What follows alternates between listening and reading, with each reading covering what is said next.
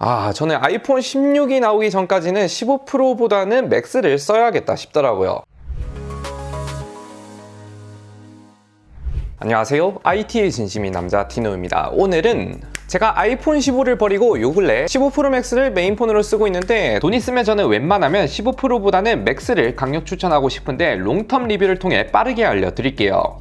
우선 저는 15 프로를 버린 가장 큰 이유가 배터리가 좀 아쉬웠는데, 15 프로에 들어가는 A17 프로, 이게 TSMC 3나노 1세대 공정이 들어갔는데, 아시는 분들도 있겠지만 알게 모르게 이게 전력을 상당히 좀 잡아먹는 게, 그냥 간단 작업 시에는 그냥 평범하게 전력을 먹지만, 예를 들어 4K 촬영을 한다거나 고사양 게임을 할 때 다른 전작 스마트폰들보다 전력을 상당히 많이 잡아먹어서, 제가 15 프로를 쓸 때 스펙상 14 프로랑 배터리가 똑같다고는 하지만 고사양 작업 시 14 프로보다 더 빨리 줄어들기도 하고, 제가 1월에 태국 여행을 갈 때 배터리가 너무 빨리 줄어들다 보니 제가 고생한 기억이 있어서 그 뒤로 그냥 15 프로 맥스를 구입해서 쓰고 있는데, 아무튼 맥스는 A17 프로가 전력을 앞서 말했다시피 많이 먹는다 해도 물리적 배터리 용량이 크다 보니까 저는 여태까지 한 번도 배터리가 부족하다라는 느낌은 잘 없었습니다. 야외에서 하루 종일 써도 15 프로는 저전력 쓰고 해도 살짝 부족한 느낌이라면, 15 프로 맥스는 하루 종일 써도 자기 전에 10%에서 20% 정도가 남는 느낌? 여행 시 하루 정도 보조 배터리 없이 아무런 걱정이 없었습니다. 근데 또 이러면 제가 폰을 많이 만지는 거 아니냐 할 수 있는데, 보통 여행을 가면 구글 지도도 저는 항시 켜놓기도 하고, 야외에서 쓰면 화면 밝기가 100%의 피크 밝기까지 올라간 상태에서 뭐 각종 그랩이라든지 우버 이런 것도 백그라운드로 돌고, 사진이나 동영상 촬영도 수시로 하다 보니까 아무래도 평상시보다 배터리 전력을 많이 쓰긴 한데, 이런 환경에서 쓴다 하면 15 프로보다는 15 프로 맥스가 훨씬 안전하기도 하고, 해외여행 가서 배터리가 꺼지면 진짜 멘붕이 오기 때문에 여행이나 하루 종일 밖에서 쓰신다 하시면 저는 프로 맥스를 추천드리고 싶습니다.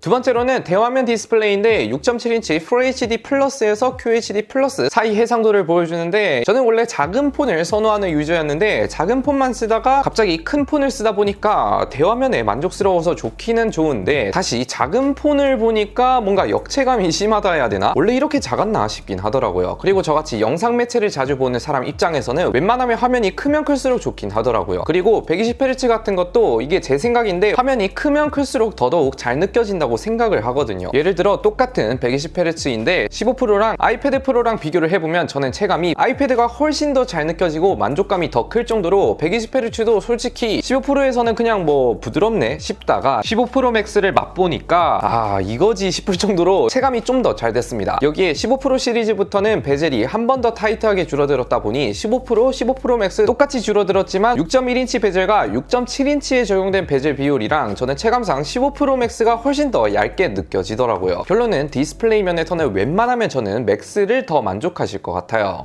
세 번째로는 내장 스피커가 탈 스마트폰급입니다. 이건 진짜로 인정을 해야 되는 게, 제가 요 근래 모든 스마트폰을 사용해본 결과 15 프로 맥스가 정말 압도적으로 좋다 해야 되나? 저희 편집자분이 음질에 좀 민감한 편이기도 하고 이어폰을 좀 좋아하시는 분인데, 15 프로 맥스 내장 스피커를 들으면 들을수록 감탄한다 해야 되나? MSG 살짝 치면 스마트폰에서 나올 수 있는 소리가 아니라고 하더라고요. 실제로 저는 15 프로도 좋다고 생각을 했는데 15 프로 맥스를 들으니까 정말 육각형 음질이라 해야 되나? 어디 하나 아쉬운 곳 없는 소리? 출력도 상당히 크고 저음도 단단하고 베이스도 어느 정도 있고 고음 찢어짐도 없고, 크기 대비로 따지면 아주 훌륭한 편이라 보시면 됩니다.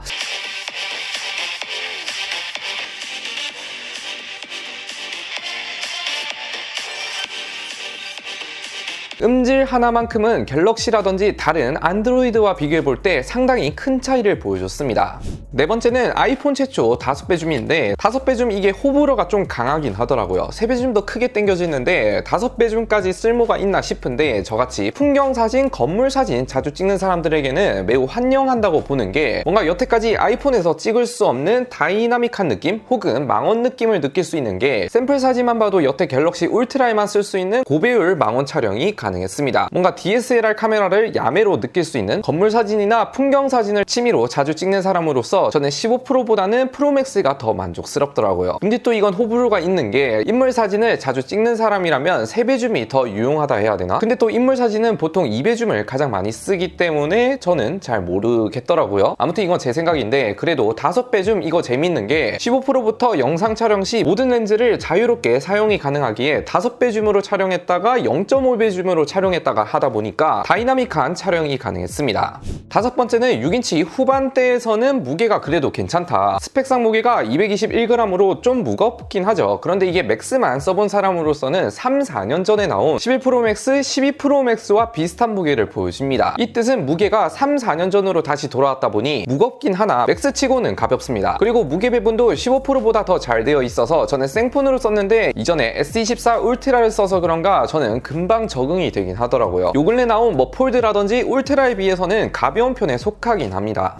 반대로 15 프로 맥스의 저는 유일한 단점이라고 생각하는 게 높은 출고가, 갤럭시 폴드에 버금가는 출고가를 보여주고 저도 190만원 주고 구매를 하긴 했는데 이게 아이폰 역사상 가장 높은 가격부터 시작을 하죠. 물론 폰 자체는 매우 좋긴 하지만 저는 가격 때문에 선뜻 모든 사람에게는 추천하기가 좀 힘들더라고요. 자급제로 산다 해도 대략 한 170만원 정도에 구매할 수 있고 성지로 산다 해도 여전히 가격대가 있다 보니 한 100만원 정도에 형성되어 있고 중고가도 140에서 150만원 정도? 그냥 어디에서 사든 좀 다소 비싸기 때문에 큰맘 먹고 사야 한다. 아무튼 저는 지금까지 써보면서 15 프로는 약간 제 사용 패턴에서는 아쉬운 점이 좀 있었는데 그런 아쉬운 점들이 15 프로 맥스에서 모두 다 충족이 되다 보니까 저는 아이폰 16이 나오기 전까지는 15 프로보다는 맥스를 써야겠다 싶더라고요. 그래서 190만원 큰맘 먹고 지를 수 있다 하시면 저는 여러분들께 추천드리고 싶어요. 아무튼 오늘 영상 여기까지 시청해주셔서 감사드리고요. 고정 댓글에 3월 2차 에어팟 프로2 구독자 이벤트도 많은 참여 부탁드립니다.